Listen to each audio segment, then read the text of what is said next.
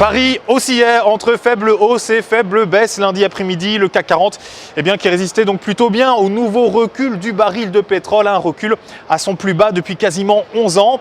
Le CAC 40 qui, donc, à une demi-heure des derniers échanges, cédait 0,12% à 4612 points. Du côté des sociétés, on s'intéressait au distributeur Casino Guichard qui contre-attaque suite à l'analyse assassine publiée la semaine dernière par Muddy Waters.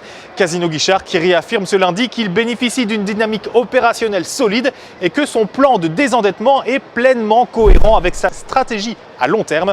À la Bourse de Paris, le titre du groupe cédait plus de 2,20% lundi après-midi autour des 43 €. Il recueille une opinion baissière de la part des analystes de l'Opsa. Valeo, de son côté, a annoncé pour ouvrir la semaine l'acquisition de l'entreprise allemande Paker, un acteur majeur de la télématique embarquée et de la connectivité. Paker, dont le chiffre d'affaires était estimé à plus de 300 millions d'euros en 2015. Cette acquisition va permettre au groupe Valeo d'enrichir sa gamme de produits dans le domaine justement de la connectivité.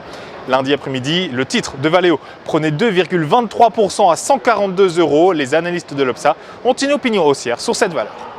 Pour se quitter à présent, la recommandation de Trading Central, et il s'agit ce mardi du constructeur automobile Peugeot.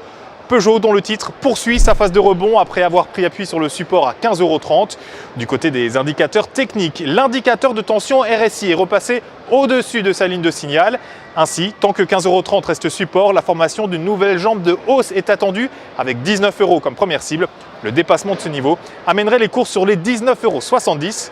Alors si vous voulez jouer cette valeur Peugeot, je vous propose de découvrir la stratégie conseillée avec donc l'achat du Warrant Call 7637T d'Unicredit, prix d'exercice 17,50 €, date de maturité le 22 juin 2016.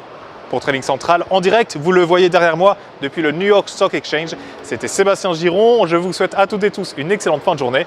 On se retrouve demain.